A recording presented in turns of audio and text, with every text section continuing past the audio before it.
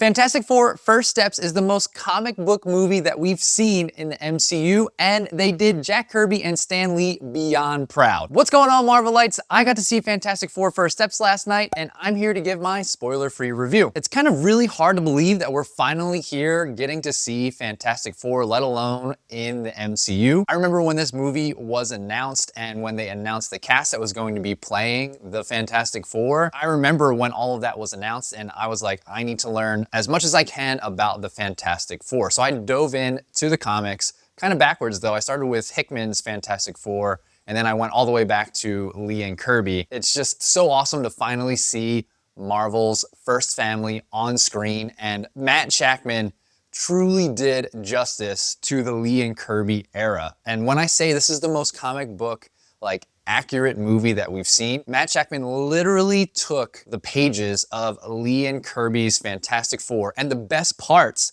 of that era of the Fantastic Four and brought them to life on screen. Like, I kid you not, like, the movie for me is so good because of how accurate it is to the comics. And I'm not saying that every comic book movie needs to be accurate to the comics. What I really feel like they did well is that they took that nostalgia, that Silver Age comic feel, and brought it to life. Because everything in the movie and the story is not 100% accurate to the comics, which again, I don't think is completely necessary to make that adaptation to the film. But I felt like I was in the Silver Age of comics watching that movie. Because overall, the movie is quite simple. It's not overly complicated. The plot is quite simple. It's very easy to understand. And I'm glad that they didn't make it overly complicated, especially where we are in this whole multiverse saga and with everything that's going on. It was a very nice retreat from, one, seeing all the characters that we're used to seeing in the MCU and getting introduced to the Fantastic Four finally. Yes, there was a cosmic level threat in Galactus and Silver Surfer, but with that being said, it was still, again, very simple. We didn't have to bring in all these other heroes and all these other villains and what's happening in this universe or that universe. Again, the thing for me is that they literally took the best parts of the Lee and Kirby era Fantastic Four and brought them to life. First off, the way that they designed Ben, he's so good, but I was really worried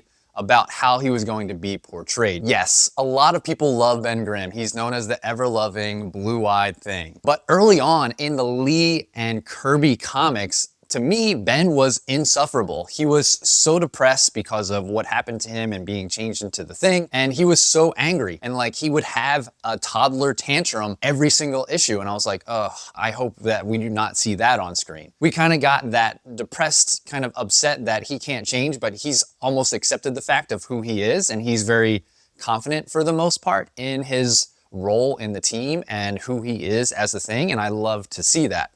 The other thing that I thought was really good early on in the Lee and Kirby Fantastic Four comics is the relationship between Johnny and Ben. Like, yes, they're posed as brothers and they're supposed to love each other and kind of like knuckleheads together, and they pick on one another. But again, early on in the comics, it's like they hated each other. They were siblings who literally hated each other, and seeing them fight all the time just led to a tantrum by Ben and Johnny storming off because he's basically a kid. That has morphed and changed over time where they are having this like brother-like relationship.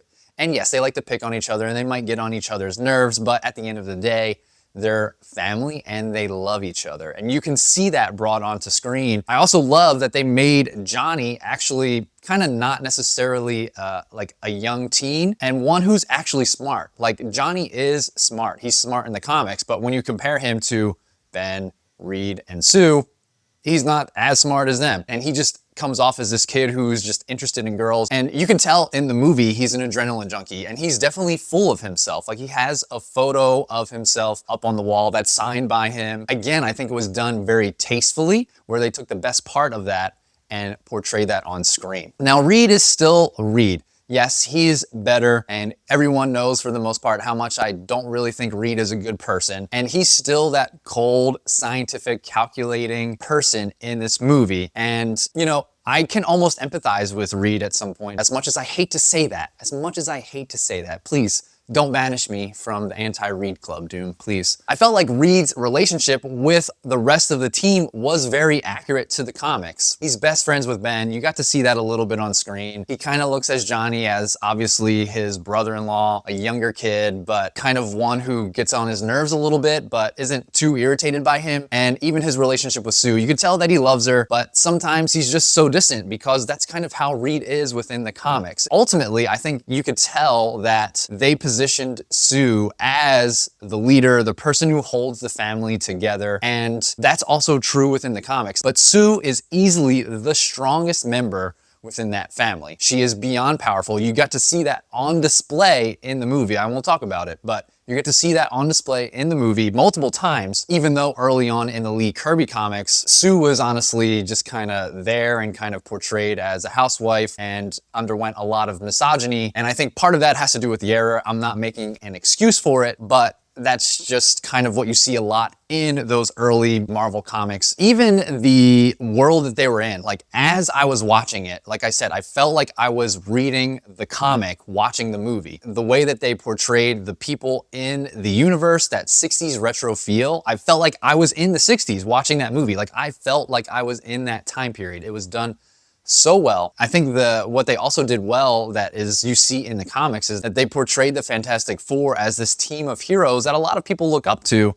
And early on in the comics, it was kind of like they're new and a lot of people didn't know who they were, but then a lot of people did know who they were and they kind of looked up to them. They turned into celebrities. They got fan mail in the comics. People absolutely love them. And I think seeing that portrayed within that world made the most sense, right? Like they're heroes, they saved the world and that area from a lot of bad things that are happening.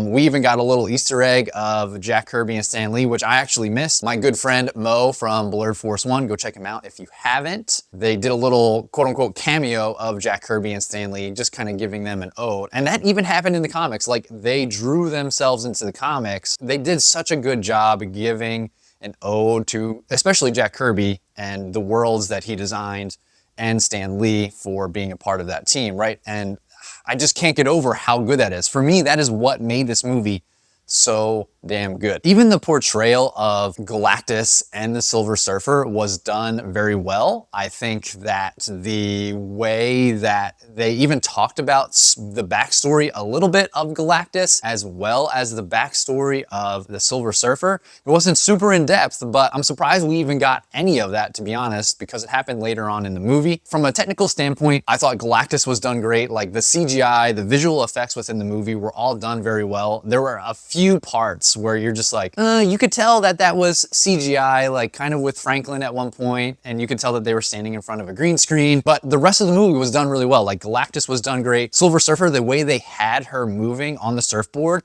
and like evading, you know, shots from Johnny and Ben and all these different things was done super well. I was really worried about Reed Richards and seeing him stretch and whatnot. I thought that was done, for a lack of a better term, fantastic. And the way that they showed that was absolutely great. I'm so happy that this movie exists. And again, for me, the fact that it is so much like reading a comic is what I absolutely love about it. What did you think of the movie? Drop your thoughts down below in the comments. Please, as best as you can, keep it spoiler-free down below. And please, if you want to see more videos like this, make sure you hit that like and subscribe button down below. Hit the bell so you never miss another video. Share this video with your friends if you haven't already done so. And I'm gonna put together a little guide of if you want to delve further into the comics after seeing the Fantastic Four or just want a refresher. I'm gonna link that down below in the comments and the description, so you can go ahead and check that out. I'm gonna have more thoughts on this movie coming out relatively soon, so make sure you stick around, and until the next video,